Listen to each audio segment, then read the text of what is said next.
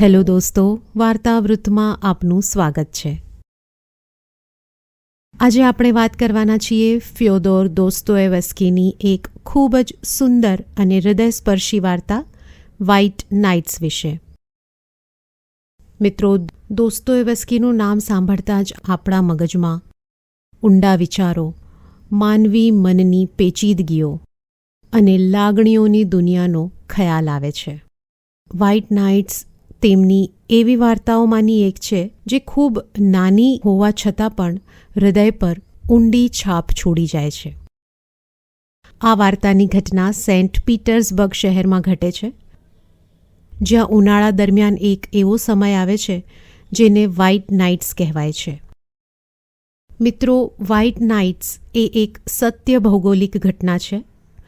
આ મોસમમાં રાતના સમયે પણ આકાશમાં પૂર્ણ અંધારું નથી હોતું. એક આછો ઉજાસ ફેલાયેલો હોય છે. એવું લાગે છે જાણે રાત અને દિવસ વચ્ચે એક સ્વપ્નિલ દુનિયા બની ગઈ છે. આ વાર્તામાં પણ એક એવો જ ડ્રીમી માહોલ છે, જ્યાં સપના અને હકીકત એકમેકમાં ભળી જાય છે. વ્હાઇટ નાઇટ્સ એક એવા વ્યક્તિની વાર્તા છે જેને આપણે ડ્રીમર કહીશું. વાર્તાની શરૂઆત થાય છે પહેલી રાતથી. રાત 1. આ એક અદ્ભુત રાત હતી. એવી રાત જે ફક્ત યુવાનીમાં જ શક્ય છે. પ્રિય વાચક, આકાશ તારા મઢેલું હતું અને એવું ઝળહળતું કે તેને જોઈને આપણે એ વિચારવા પર મજબૂર થઈ જઈએ કે શું કોઈ ચીડિયેલ અને સનકી માણસ આવા આસમાન નીચે રહી શકે? આ પણ એક યુવા વિચાર છે. પ્રિય વાચક, ખૂબ યુવા વિચાર.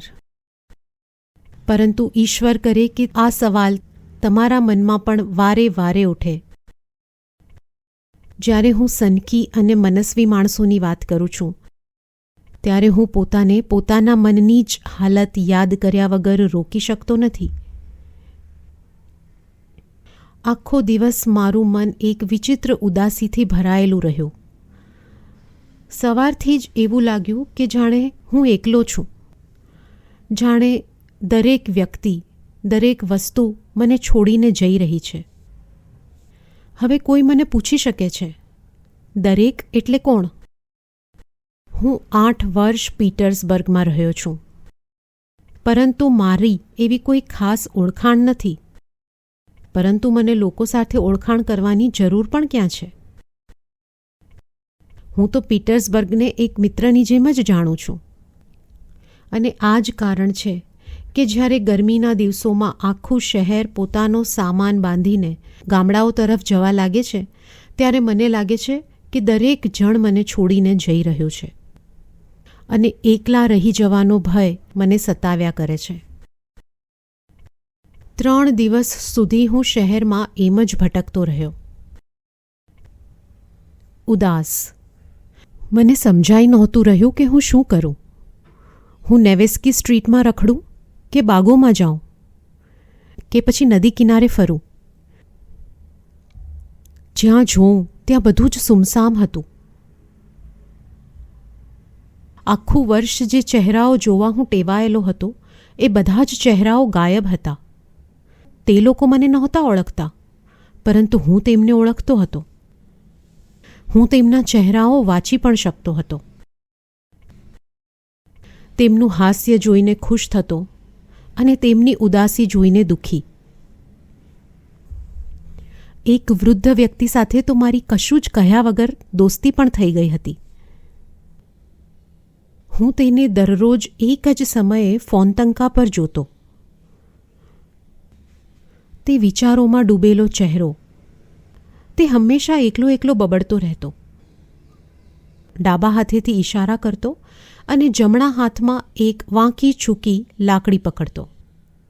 તે મને ઓળખવા લાગ્યો હતો, મારામાં રસ લેવા લાગ્યો હતો. જો કોઈ દિવસ ફોનટંકાની એ જ જગ્યાએ, એ જ સમયે હું તેને ન મળું, તો મને પૂરો ભરોસો છે કે તે નિરાશ થઈ જશે. આ જ કારણ હતું કે જે દિવસે અમારો મૂડ સારો હોય, તે દિવસે અમે એકબીજાને જોઈને માથું હલાવતા. એક વખત અમે 2 દિવસ સુધી ન મળ્યા અને જ્યારે ત્રીજા દિવસે મળ્યા ત્યારે અમે ટોપી અડાડીને એકબીજાને સલામ કરી દીધી. પણ જેવો અમને અહેસાસ થયો કે અમે તો અજાણ્યા છીએ, અમે ફટાફટ હાથ પાછળ ખેંચી લીધા અને એકબીજા સામે સૂચક દ્રષ્ટિ કરીને આગળ વધી ગયા. હું જ્યારે સડકો પર ચાલું છું ત્યારે એવું લાગે છે કે આ ઘર પણ આગળ આવીને બારીઓમાંથી ડોકાઈને મને જોઈ રહ્યા છે અને કહી રહ્યા છે, ગુડ મોર્નિંગ, કેમ છો? હું તો મજામાં છું, તમે કેમ છો? કાલે મને નવો રંગ મળવાનો છે. અથવા હું તો સળગતા સળગતા રહી ગયું, ખૂબ ગભરાઈ ગયું હતું. દરેક ઘરની મારી નજરમાં એક ઓળખ હતી અને કેટલાક તો મારા ખાસ મિત્ર બની ગયા હતા. એક ઘરને આ ઉનાળા દરમિયાન આર્કિટેક્ટ પાસેથી નવો ઓપ મળવાનો હતો. હું દરરોજ ફક્ત એ જોવા જઈશ કે કામ તો બરાબર થઈ રહ્યું છે કે નહીં. ભગવાન ન કરે અને કાંઈ ઊંધું ચત્તું થઈ જાય. પરંતુ એક ઘટના હું ક્યારેય ભૂલી શકવાનો નથી. એક નાનકડું આછા ગુલાબી રંગનું સુંદર મકાન, ખૂબ સુંદર, એકદમ મનમોહક ઈંટોનું ઘર. તે મને જોઈને હંમેશા હૂંફાળું સ્મિત આપતું અને પોતાના કદરૂપા પાડોશીઓને ગર્વથી જોતું. હું પણ જ્યારે ત્યાંથી પસાર થતો ત્યારે મનમાં ખુશ થઈ જતો. પછી અચાનક ગયા અઠવાડિયે હું એ જ ગલીમાંથી પસાર થયો અને મેં મારા મિત્ર તરફ જોયું અને ત્યારે મને લાગ્યું કે તે દુઃખી થઈને મને કહી રહ્યો છે, મને પીળો રંગી દીધો આ લોકોએ, દગાખોર નિર્દયી લોકો. તેમણે કશું જ નહોતું છોડ્યું. થાંભલા, કાંગરા બધું જ પીળું રંગી દીધું હતું. હવે મારું સુંદર નાનકડું મિત્ર કેનરી પક્ષી જેવું પીળું પચ્ચાક થઈ ગયું હતું. મને ખૂબ ગુસ્સો અને બેચેની થઈ આવ્યા. મને એટલું ખરાબ લાગ્યું કે આજ સુધી મારી હિંમત નથી થઈ કે હું ફરીથી મારા એ બગડેલા દોસ્તને જોવા જાઉં જે ચીનના શાહી મહેલો જેવું પીળું થઈ ગયું હતું. હવે તમે સમજી શકો છો પ્રિય વાચક કે મેં પીટર્સબર્ગને કઈ રીતે જાણ્યું છે. મેં પહેલાં જ કહ્યું કે 3 દિવસથી હું એક વિચિત્ર બેચેની અનુભવી રહ્યો હતો. પરંતુ મને સમજાઈ નહોતું રહ્યું કે રસ્તા પર પણ મને શું કામ વિચિત્ર લાગી રહ્યું છે. પેલો ક્યાં ગયો? આ ક્યાં ગયો? બીજા બધા લોકો ક્યાં ગયા? અને ઘરમાં પણ મને સાવ એકલતા અનુભવાઈ રહી હતી. 2 સાંજ સુધી હું એ જ વિચારતો રહ્યો કે આખરે મારી દુનિયામાં એવું તો શું બદલાઈ ગયું છે. મેં મારા ઘરની મેલી લીલી દિવાલો તરફ જોયું.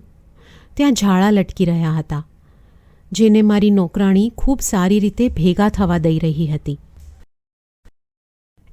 મેં મારા ઘરનું બધું જ ફર્નિચર ધ્યાનથી જોયું. ક્યાંય કોઈ જ ગડબડ નહોતી. જો મારી એક ખુરશી પણ અહીંથી તહીં થઈ હોત તો હું બેચેન થઈ ગયો હોત. મેં બારી ખોલી, પરંતુ વ્યર્થ, તેનાથી કોઈ ફરક ન પડ્યો. મને થયું કે માત્ર્યોનાને બોલાવું અને આ ઝાડાની સફાઈ કરાવું અને આ ઘરને ગંદુ રાખવા માટે તેને વઢું.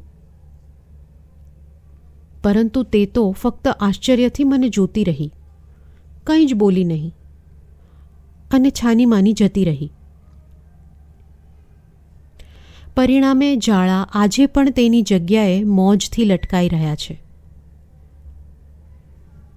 અંતે આજે સવારે મને સમજાયું કે મારી બેચેનીનું અસલી કારણ શું હતું. અરે, આ બધા મને મૂકીને જઈ રહ્યા છે ઉનાળાની રજાઓ માટે પોતાના ઉનાળાના ઘરોમાં. મને ખબર છે કે આ કોઈ એવી મોટી વાત નથી અને આજે હું એવી કોઈ ગંભીર ભાષામાં વાત કરવાના મૂડમાં પણ નથી, કારણ કે આખું પીટર્સબર્ગ જતું રહ્યું છે અથવા તો જવાની તૈયારી કરી રહ્યું છે. રસ્તે ચાલનારા દરેકના મોઢા પર એક અલગ જ ચમક છે. એવી ચમક જે કહી રહી છે કે હું તો બસ હમણાં અહીંયા છું. આવતા 2 કલાકમાં તો હું પોતાના ઉનાળાના ઘરે જવા માટે નીકળી ગયો હોઈશ. જો કોઈ બારી ખુલતી નજરે પડે અને રૂપાળી પાતળી આંગળીઓ પહેલાં કાચ ઉપર ટકોરા મારે અને કોઈ સુંદર યુવતી ડોકું બહાર કાઢીને ફૂલના કુંડાના ફેરિયાને સાદ પાડે અને તરત જ હું અંદાજ બાંધી લઉં કે આ ફૂલની ખરીદી એમને એમ જ નથી થઈ રહી, પરંતુ એટલે થઈ રહી છે કે થોડા વખતમાં ગામે જતી વખતે તેઓ ફૂલને પોતાની ભેગા લઈ જઈ શકે. આ નવી રમતમાં તો મેં એવી મહારત હાંસિલ કરી લીધી છે કે ફક્ત કોઈનો ચહેરો જોઈને હું કહી શકું છું કે તે શહેરના કયા ભાગમાં રહે છે. કામેની અને આપ્તેકાર્સ્કી ટાપુઓ અને પીટરહોફ પર રહેતા લોકોના ચહેરા પર એક શાહી સંસ્કારી રીતભાત હતી. તેઓ ફેશનેબલ ઉનાળુ કપડાં પહેરતા અને સુંદર ઘોડાગાડીમાં આવતા. જે લોકો પાર્ગોલોવો અને તે તરફથી આવતા તેઓ ગરિમા અને સાદગીથી ભરપૂર લાગતા. જે લોકો કેસ્ટ્રોવસ્કી ટાપુ તરફ જઈ રહ્યા હતા તેઓ એટલા ખુશ લાગતા કે તેમને રોકવા મુશ્કેલ થઈ જતા. અને પછી હું ઘોડાગાડીઓની એક લાંબી કતાર જોતો, જેના પર ભારે ભરખમ ટેબલ ખુરશી, સોફા અને વાસણ મૂકેલા હોય અને એની ટોચ પર બેઠી હોય એક સુકલકડી રસોઈયણ જે તેના માલિકના સામાનને સંભાળ રાખી રહી હોય. આવા ગાડાની લગોલગ હાથમાં લગામ પકડીને ઢીલી ચાલે પગપાળા ચાલતા ગાડાવાળાઓનું લાંબુ સરઘસ પણ મને દેખાય, અથવા રાચરચીલું તથા વાસણ લાદેલી હોડીઓ નેવા નદીમાં કે ફોન્તાકા નહેરમાં સરકતી ચોનિયારા નદી તરફ જતી મારી નજરે પડે ત્યારે એવા ગાડા અને હોડીઓની સંખ્યા મને 10 ગણી 100 ગણી વધી જતી લાગે. મને લાગતું કે જાણે આખું શહેર ચાલી રહ્યું છે. બધા જ એક કાફલામાં પોતાના ઉનાળાના ઘર તરફ આગળ વધી રહ્યા છે. મને એવું લાગવા લાગ્યું કે પીટર્સબર્ગ હવે વેરાન થઈ જવાનું છે. અને ત્યારે મને પોતા પર શરમ આવી. હું એકલો જ છું જે ઉદાસ અને બેકાર મહેસૂસ કરી રહ્યો છે, કારણ કે મારી પાસે બીજું કોઈ જવાનું ઠેકાણું નથી. હું જઈ રહી દરેક ઘોડાગાડીમાં બેસીને ભાગી જવા માગતો હતો. હું દરેક સજ્જન આદમી સાથે ટાંગામાં બેસી જવા માગતો હતો, પરંતુ કોઈએ મને બોલાવ્યો નહીં. એવું લાગી રહ્યું હતું કે જાણે તે બધાએ મને ભૂલાવી દીધો છે, જાણે હું હંમેશાથી જ તેમના માટે એક અજાણી વ્યક્તિ હતો. હું બસ ચાલતો જ રહ્યો અને હંમેશાની જેમ હું બિલકુલ ભૂલી ગયો કે હું ક્યાં છું. જ્યારે ભાન થયું ત્યારે પોતાને શહેરના દરવાજા પર જોયો. અચાનક જ મારું મન હળવું થઈ ગયું. હું શહેરની સીમાઓ પાર કરીને ખેતર અને ઘાસના મેદાનો વચ્ચે ચાલવા લાગ્યો. કોઈ થાક નહીં, કોઈ ભાર નહીં. એવું લાગી રહ્યું હતું મારી આત્મા પર રાખેલો એક ભારે પથ્થર ખસી ગયો છે. દરેક વટેમાર્ગુ મને એક મિત્રતાભરી નજરે જોઈ રહ્યો હતો, જાણે કે મને ઓળખતો હોય, જાણે કે એ ખુશ હોય, મને જોઈને સ્મિત કરી રહ્યો હોય. તે દરેક જણ સિગાર પી રહ્યા હતા અને હું પણ અગાઉ ન જાણેલી ખુશી અનુભવી રહ્યો હતો. મને લાગ્યું કે જાણે હું ઇટલી પહોંચી ગયો છું. શહેર વચ્ચે શ્વાસ રૂંધાતો હોય તેવું અનુભવતા એક અડધા બીમાર માણસ પર પ્રકૃતિનો આ પ્રભાવ કેટલો ઊંડો હોય છે. પીટર્સબર્ગની આજુબાજુની પ્રકૃતિમાં એક અનોખો જાદુ હતો. વસંત ઋતુ નજીક આવતા જ તે પૂર્ણતઃ ખીલી ઉઠતી. પાંદડા ઉગી નીકળતા અને દરેક ફૂલ પોતાની જગ્યા મેળવી લેતા, જાણે કુદરત પોતાને સજાવી રહી હોય, જાણે પોતાને વધુ સુંદર કરી રહી હોય. કોણ જાણે કેમ પણ મને એક નાજુક બીમાર છોકરી યાદ આવી ગઈ. એ છોકરી જેને બધા દયાની નજરોથી જુએ છે, ક્યારેક સહાનુભૂતિથી, અને ક્યારેક કોઈ એની સામે જોતું પણ નથી. અને પછી અચાનક જ એક જ પળમાં કંઈક જાદુ જેવું થયું અને તે અપૂર્વ સુંદર દેખાવા માંડી. તેની ઉદાસ આંખોમાં તેજ ચમક આવી ગઈ. તેના પીળા ગાલો રતુંબડા થઈ ગયા. તેના ચહેરાની કોમળ રેખાઓમાં એક નવો સુંદર ભાવ દેખાવા માંડ્યો. તેના ઊંડા શ્વાસોથી તેનું વક્ષ ઊંચું નીચું થવા લાગ્યું. તેનો ચહેરો અચાનક જ જીવંત અને સુંદર બની ગયો. તે ઝળહળ હસી, જાણે કે એક દબાયેલી આગ ઓચિંતી જ ફરી પ્રજ્વળી ગઈ હોય. તમે ચારેય દિશાઓમાં જોવા લાગો છો અને વિચારો છો કે આ બધું અચાનક કઈ રીતે થયું.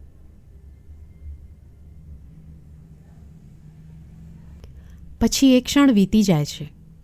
બીજા દિવસે તે છોકરી ફરી એવી જ લાગી રહી છે, ઉદાસ, ચૂપચાપ, ખોવાયેલી. ફરી તે જ ફિક્કો ચહેરો, એ જ થાકેલી ધીમી ગતિ અને વીતી ગયેલા પળનો અફસોસ. અને પછી મનમાં એક વિચિત્ર ઉદાસી આવી જાય છે. તે ક્ષણિક સુંદરતાને હું પ્રેમ પણ ન કરી શક્યો. આપણે આમ તેમ નજર ફેરવીએ, વિચારમાં ગરકાવ થઈ જઈએ અને પછી આપણને સમજણ પડવા લાગે. પરંતુ ત્યાં તો પળ વીતી ગઈ હોય અને બીજે દિવસે આપણને એ જ ગમગીન, નિસ્તેજ આંખો, એ જ કરમાયેલો ચહેરો, એ જ રાંકપણું, પસ્તાવો પણ એ જ, વીતી ગયેલી પળોનો અફસોસ અને અકળામણની નિશાનીઓ પણ કદાચ નજરે પડે. અને આપણને અફસોસ થાય કે તે ક્ષણિક સુંદરતાને ચાહી શકવાનો અવસર પણ મને ન મળ્યો. તેમ છતાં મારી રાતો મારા દિવસો કરતાં બહેતર હતી. અને તે કંઈક આમ થયું. હું ખૂબ મોડો શહેર પાછો ફર્યો. લગભગ રાતના 10 વાગે. હું મારા ઘર તરફ જઈ રહ્યો હતો. મારો માર્ગ નદી કિનારેથી સુમસામ રસ્તા પરથી પસાર થતો. એ સમયે ત્યાં ક્યારેય કોઈ નથી મળતું. સાચું કહું તો મારું ઘર શહેરથી ઘણું દૂર છે. હું ચાલતો ચાલતો ગીત ગણગણી રહ્યો હતો, કારણ કે જ્યારે પણ હું ખુશ હોઉં છું ત્યારે અચૂક કોઈને કોઈ ધૂન ગણગણવા લાગું છું. દરેક એ માણસ જે એકલો હોય અને ખુશ હોય એ ગીતો ગણગણે છે. હા, તે એવું જ કરે છે. એટલામાં અચાનક જ મારી સાથે એક અણધારી ઘટના બની. મેં જોયું કે એક સ્ત્રી નહેરની રેલિંગ ઉપર થોડીક ઝૂકીને ઊભી છે. તેની કોણીઓ તેણે રેલિંગ પર ટેકવી છે અને ધ્યાનપૂર્વક તે ગંદા પાણીને જોઈ રહી છે. તેની પીળી ટોપી ખૂબ સુંદર હતી અને તેણે ખભા પર એક નાનકડી કાળી ડગલી લપેટી હતી, જે તેને વધુ આકર્ષક બનાવી રહી હતી. યુવાન સ્ત્રી લાગે છે. મને લાગે છે કે તેના વાળ જરૂર કાળા હોવા જોઈએ. તેણે મારો પગરવ પણ ન સાંભળ્યો. જ્યારે હું ધીમે ધીમે ધડકતા હૃદયે તેની પાસેથી પસાર થયો ત્યારે પણ તેણે કોઈ હલચલ ન કરી. મને લાગ્યું કે તે ખૂબ જ ઊંડા વિચારોમાં ખોવાયેલી છે. પણ પછી અચાનક જ મારા પગ ખોડાઈ ગયા. મેં એક ધીમું ડૂસકું સાંભળ્યું. હા, મેં સાંભળ્યું.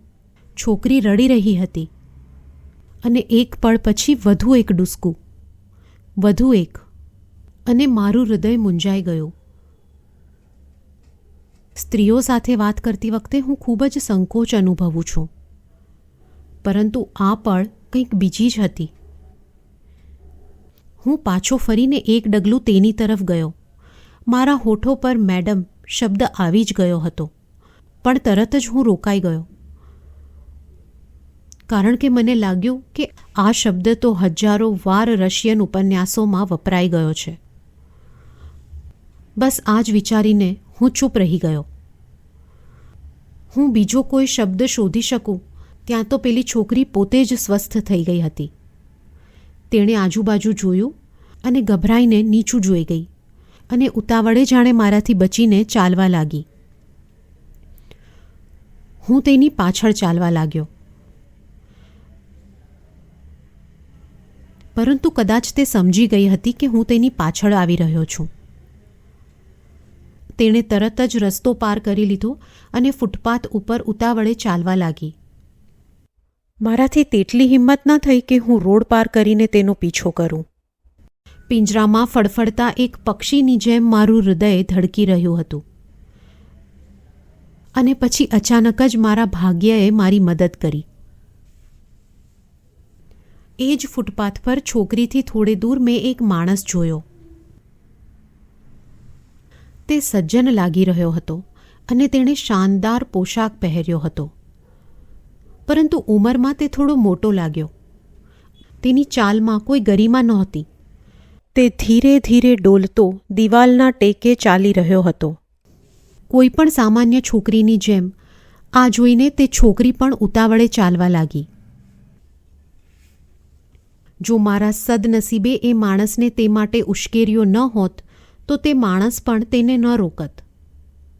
અચાનક જ કંઈ પણ કહ્યા વગર ડોલતો આવતો તે માણસ એકદમ ઝડપથી આ અજાણી છોકરીની પાછળ દોડવા લાગ્યો.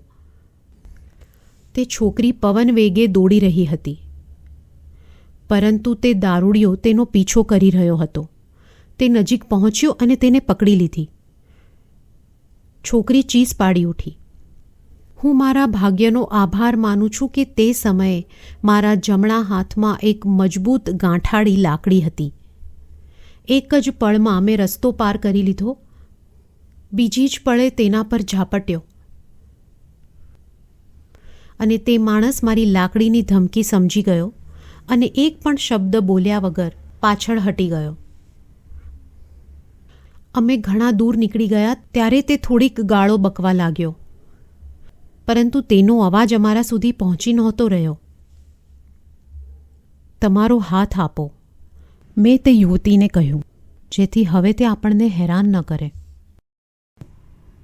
છોકરીએ કંઈ કહ્યા વગર મારો હાથ પકડી લીધો. બીકને કારણે તે ધ્રુજી રહી હતી.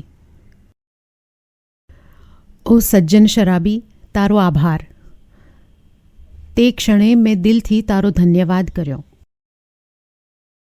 મેં તે યુવતી સામે જોયું. તે ખૂબ સુંદર અને કાળા વાળવાળી હતી. જેવો મેં અંદાજ લગાડ્યો હતો તેવી જ. તેની ઘેરી પાપણો પર આંસુ ચમકી રહ્યા હતા. કદાચ અત્યારના ભયને કારણે અથવા પહેલાંના કોઈ દુઃખને કારણે. હું નથી જાણતો, પરંતુ હવે તેના હોઠો પર હળવું સ્મિત પણ હતું. તેણે પણ મને જોયો. તેના ચહેરાએ જરાક લાલાશ પકડી અને પછી તેણે નજર નીચે ઝુકાવી લીધી. મેં કહ્યું, જોયું ને, જો તમે મારાથી દૂર ન ભાગી ગયા હોત તો સારું હતું. હું ભેગો હોત તો આવું કંઈ જ ન બન્યું હોત. પણ હું તમને ઓળખતી નહોતી. મને થયું કે તમે પણ. અચ્છા, અને હવે જાણો છો? થોડાક તો પહેલાં એ કહો કે તમે હજી પણ કેમ ધ્રુજી રહ્યા છો? વાહ, તમે તો તરત જ કળી ગયા. યુવતીના ચાતુર્યથી ખુશ થઈને મેં જવાબ આપ્યો. મને થયું કે આ યુવતી સમજદાર પણ છે, કારણ કે સુંદરતાની સાથે બુદ્ધિ હોવી એ ખૂબ સારો મેળ છે. પહેલી મુલાકાતમાં જ તમે ઓળખી ગયા કે હું કેવો માણસ છું. બિલકુલ સાચી વાત છે. સ્ત્રીઓની બાબતમાં હું થોડો શરમાળ છું. મને ગભરાટ થાય છે, જેમ તમને હમણાં થયો હતો જ્યારે પેલો માણસ તમારી પાછળ પડી ગયો હતો. હું અત્યારે પણ થોડો ગભરાયેલો છું. આ બધું જ એક સ્વપ્ન જેવું લાગી રહ્યું હતું. મેં તો ક્યારેય વિચાર્યું પણ ન હતું કે કોઈ છોકરીની સાથે હું આ રીતે વાત કરતો હોઈશ. શું સાચે? છોકરીએ થોડા આશ્ચર્યથી મને પૂછ્યું. હા, જો મારો હાથ ધ્રુજી રહ્યો છે તો એ ફક્ત એ કારણે કે પહેલી વખત એણે તારા જેવા નાજુક હાથને પકડ્યો છે. સ્ત્રીઓના સંદર્ભે હું થોડો બિનઅનુભવી છું. મને તેમની ટેવ નથી. હું એકલો છું. હું એ પણ નથી જાણતો કે તેમની સાથે વ્યવસ્થિત રીતે વાત કઈ રીતે કરાય. અને જુઓ, અત્યારે હું એ પણ નથી જાણતો કે આ બધું કહીને મેં કોઈ બેવકૂફી તો નથી કરીને. સાચું કહેજો, હું પહેલાં જ કહી દઉં કે મને કોઈ પણ વાતનું ખોટું નથી લાગતું. ના ના, જરાય નહીં. જો તમે સત્ય જ સાંભળવા માગતા હો તો હું તમને કહી દઉં કે સ્ત્રીઓને આવો સંકોચ ગમે છે. અને જો તમે વધારે જાણવા માગતા હો તો મને પણ એ ગમે છે. અને જ્યાં સુધી હું ઘરે ન પહોંચી જાઉં ત્યાં સુધી હું તમને જવા નહીં દઉં. શું ખરેખર? મેં ખુશ થઈને કહ્યું.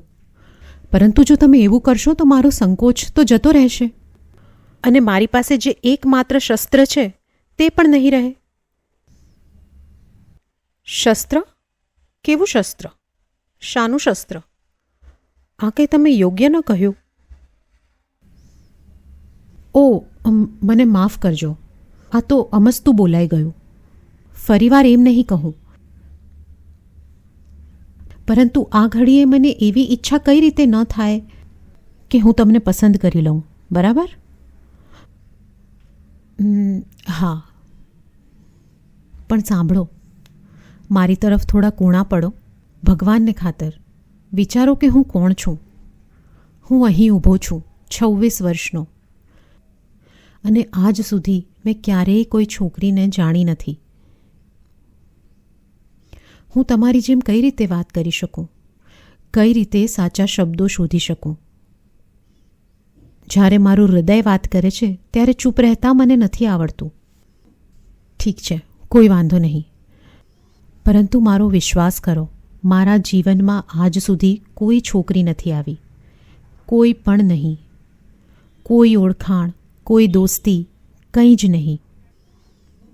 અને મારો દરેક દિવસ ફક્ત એ સ્વપ્ન સાથે પસાર થતો કે ક્યારેક ને ક્યારેક કોઈ તો મને મળશે.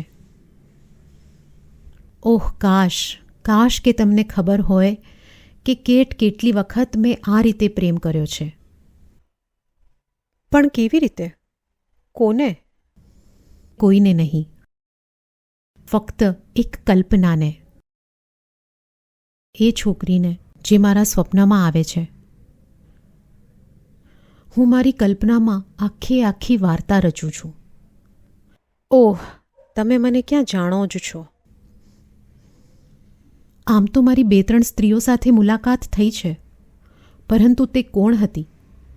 એક તો મારી મકાન માલકણ. જો એ વિશે હું તમને કહીશ તો તમે હસશો. ઘણી વખત મારા મનમાં એવું પણ આવ્યું કે કોઈ એક સરસ મજાની સ્ત્રી જે રસ્તા પર એકલી ચાલી રહી હોય તેની સાથે ફક્ત વાત કરવાની કોશિશ કરું. ભલે શરમાઈને પણ ખૂબ આદર સાથે, વિનમ્રતા સાથે તેને કહું કે હું એકલતામાં પીસાઈ રહ્યો છું. તેને કહું કે મને સ્ત્રીઓ સાથે ઓળખાણ કરવાનો કોઈ મોકો નથી મળતો. તેને સમજાવું કે આ તેની ફરજ છે કે આવા એક બદનસીબ માણસને હડસેલી ન દે. હું ફક્ત 2-3 શબ્દો માગી રહ્યો છું. બસ 2 શબ્દ. જો એ ઈચ્છે તો મારા પર હસી દે, મને હિંમત આપે, કંઈ પણ કહે. બસ મારી સાથે 2 શબ્દો બોલે. પછી ભલે અમે ફરી ક્યારેય ન મળીએ. હું જોઈ શકું છું કે તમે હસો છો, અને કદાચ એ માટે જ મેં તમને આ વાત સંભળાવી છે. ના, ગુસ્સે ન થાઓ. હું તમારી વાતો સાંભળીને નહીં, પણ તમારી મૂંઝવણ પર હસી રહી છું. જો તમે પ્રયત્ન કર્યો હોત તો કદાચ સફળ થયા હોત. કદાચ આમ જ રસ્તા પર. જેટલું સરળ તેટલું સારું. કોઈ પણ દયાળુ મહિલા, જો તે મૂરખ ન હોય અથવા તો કોઈ કારણસર પહેલાંથી જ ગુસ્સામાં ન હોય તો એ તમારી સાથે જરૂર 2 શબ્દો બોલત. પણ 1 મિનિટ, આ હું શું કહી રહી છું? બની શકે કે તે તમને ગાંડો ગણત. હું જેવી છું એ હિસાબે વાત કરું છું. આ દુનિયાના લોકોની રીતોની મને શી ખબર? ઓહ, આભાર, મેં જોરથી કહ્યું. તમે નથી જાણતા કે તમે મારા માટે શું કર્યું છે. મને આનંદ છે, છોકરીએ કહ્યું. પણ કહો જોઉં, તમે કેવી રીતે જાણ્યું કે હું એવી જ છોકરી છું જેને તમારી નજરોમાં દોસ્તીને લાયક ગણી શકાય?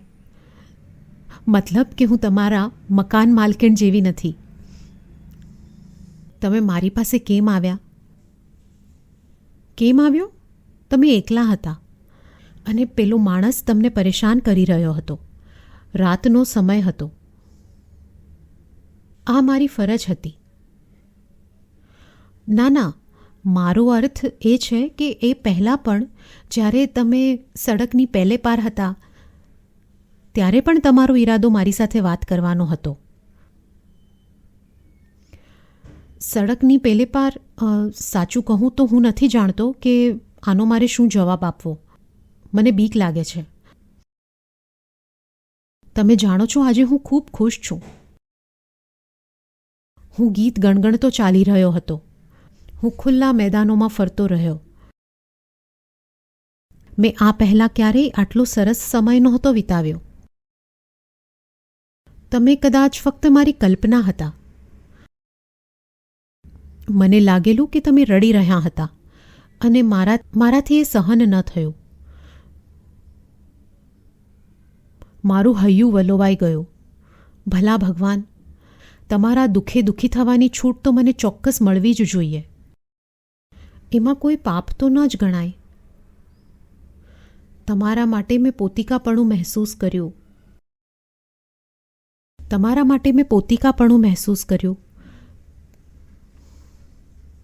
તેનાથી તમે નારાજ થાત? જો હું સહજ રૂપે તમારી પાસે આવી ગયો હોત. બસ હવે વધુ ન બોલશો. તેણે માથું ઝુકાવી લીધું અને મારો હાથ દબાવીને કહ્યું, મારી જ ભૂલ છે. મેં તે વાતને ફરી ઉખેડી. પણ મને આનંદ છે કે તમારી બાબતમાં હું ખોટી નથી. અને જુઓ, આપણે પહોંચી ગયા. મારે આ ગલીમાં વળવાનું છે.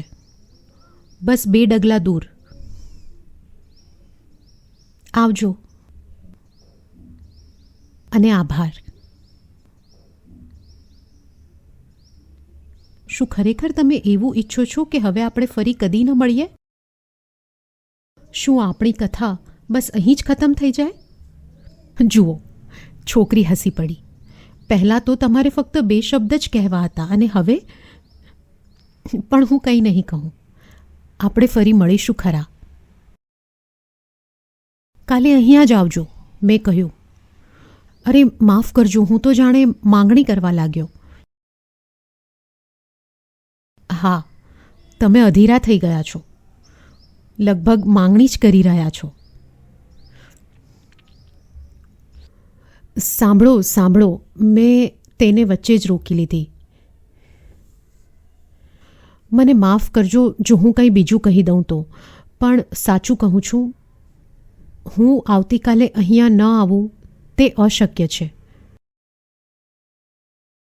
હું સ્વપ્નોમાં જીવવાવાળો માણસ છું. મારી અસલ જિંદગી એટલી ઓછી છે. આના જેવા પળ મારા માટે ખૂબ દુર્લભ છે. હું વારંવાર આ પળોને મારા સ્વપ્નોમાં જીવીશ. હું આખી રાત તમારા વિશે વિચારો કરીશ. આખું અઠવાડિયું, આખું વર્ષ. આવતીકાલે હું અહીંયા જ આવીશ. ઠીક આ સમયે, આ જ જગ્યાએ. અને હું આજની યાદમાં ખુશ રહીશ. આ જગ્યા હવે મારા માટે ખાસ થઈ ગઈ છે. મારી પાસે પહેલેથી જ પીટર્સબર્ગમાં એવી 2-3 જગ્યાઓ છે જ્યાં મેં પહેલાં આંસુ સાર્યા છે. એવી જ રીતે જેવી રીતે તમે 10 મિનિટ પહેલાં કોઈ જૂની યાદને યાદ કરીને રડી રહ્યા હતા. યુવતીએ કંઈક વિચાર્યું અને સ્મિત કર્યું. ઠીક છે, કદાચ હું પણ આવતીકાલે આવીશ. બરાબર 10 વાગે. હું સમજું છું કે તમને અહીંયા આવવાની મનાઈ હું ન કરી શકું. વાત એમ છે કે મારે આવવું જ પડશે. એમ ન માની લેતા કે હું તમારી જોડે કોઈ મુલાકાત ગોઠવી રહી છું. મારે તો અહીં મારા પોતાના કારણોસર આવવું પડશે. અને હું ચોખ્ખું એમ પણ કહું છું કે મને કોઈ વાંધો નથી જો તમે પણ આવી જાઓ.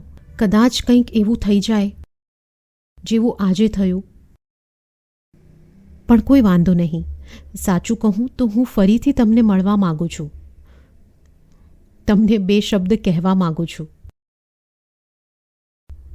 બસ એક વાત યાદ રાખજો કે મારા માટે કંઈ ખોટું ન વિચારતા. એવું ન વિચારતા કે હું કેટલી સરળતાથી કોઈને મળવાનું વચન આપી દઉં છું. હું આવું ક્યારેય નથી કરતી. પણ આપણે એક વાત પહેલેથી જ નક્કી કરી લઈએ. એક વચન. હા હા, જલ્દી કહો. મને બધું જ પહેલાંથી કહી દો. હું દરેક વચન માટે તૈયાર છું. હું ખાતરી આપું છું કે હું વફાદાર રહીશ, તમારું સન્માન કરીશ. હવે તો તમે મને જાણો છો. હું ક્યારેય દગો નહીં કરું. યુવતી હસી. એટલે જ તો હું ઈચ્છું છું કે તમે આવતીકાલે આવો, કારણ કે હું તમને સારી રીતે જાણું છું. પણ ધ્યાનમાં રાખજો, પહેલી શરત એ છે કે તમે મારા પ્રેમમાં નહીં પડો. મારા માટે એ શક્ય નથી. હું તમને પહેલાંથી જ કહી દઉં છું કે હું દોસ્તી માટે તૈયાર છું. લો, તમે મારો હાથ પકડી શકો છો, પણ પ્રેમમાં ન પડી જતા. હું તમને બંને હાથ જોડીને વિનવું છું. હું વચન આપું છું. તેનો હાથ પકડી લેતા હું બોલ્યો. બસ ચૂપ રહો, વચનની જરૂર નથી. હું જાણું છું કે તમે તરત જ છળી પડો તેવા છો. એવું ન વિચારો કે હું તમારી નિયત પર શક કરું છું. જો તમે જાણતા હોત કે હું એકલી છું, મારી પાસે એવું કોઈ નથી કે જેને હું એક શબ્દ પણ કહી શકું. કોઈ એવું નથી જેની હું સલાહ લઈ શકું. માર્ગ પર ચાલતા કોઈ પોતાનું નથી મળી જતું. પરંતુ તમે એક અનોખા માણસ છો. તમને જોઈને એવું લાગે છે કે જાણે આપણે 20 વર્ષથી મિત્રો છીએ. તમે મને દગો નહીં આપો ને? તમે ફરી તો નહીં જાઓ ને? તમે પોતે જ જોઈ લેજો. પણ ખબર નથી પડતી કે આ વચ્ચેના 24 કલાક કઈ રીતે નીકળશે. હું કેવી રીતે જીવતો રહીશ. આરામથી ઊંઘજો. આવજો અને યાદ રાખજો કે મેં તમારા ઉપર ભરોસો કરી લીધો છે. તમે કેટલી સરસ વાત કહેલી કે કોઈ પણ લાગણીનું, કરુણાનું કારણ જરૂરી ન હોય. તમે એ વિચાર એટલી સરસ રીતે જણાવ્યો કે મને તરત જ મારા અંતરની વાત તમને કહી દેવાનું મન થઈ ગયું. સમજ્યા તમે? ઈશ્વરનો આભાર. પણ કઈ વાત? શું? આવતીકાલ સુધી રાહ જુઓ. અત્યારે તે એક રહસ્ય જ રહેશે. તમારા માટે પણ તે જ સારું છે. આનાથી તમને હળવા રોમાન્સ જેવું લાગશે, ભલે કલ્પનામાં જ.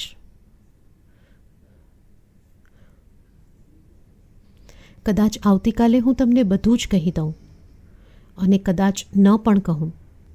આપણે કંઈક બીજી વાતો કરીશું, એકબીજાને વધારે ઓળખીશું. હા, અને આવતીકાલે હું પણ તમને મારા વિશે બધું જ કહી દઈશ. પણ આ શું થઈ રહ્યું છે? આ મારી સાથે કોઈ ચમત્કાર થઈ રહ્યો છે? હે ઈશ્વર, હું ક્યાં છું? મને કહો, શું તમે ખુશ નથી કે પહેલી જ પળમાં તમે મને નકારી ન દીધો? બીજી બધી છોકરીઓની જેમ કદાચ તમે તેવું કરી દીધું હોત તો? પણ તમે તો ફક્ત 2 જ મિનિટમાં મને હંમેશા માટે ખુશ કરી દીધો. ખરેખર ખુશ. કદાચ તમે મને મારી સાથે સુલેહ કરવાનો એક રસ્તો દેખાડી દીધો.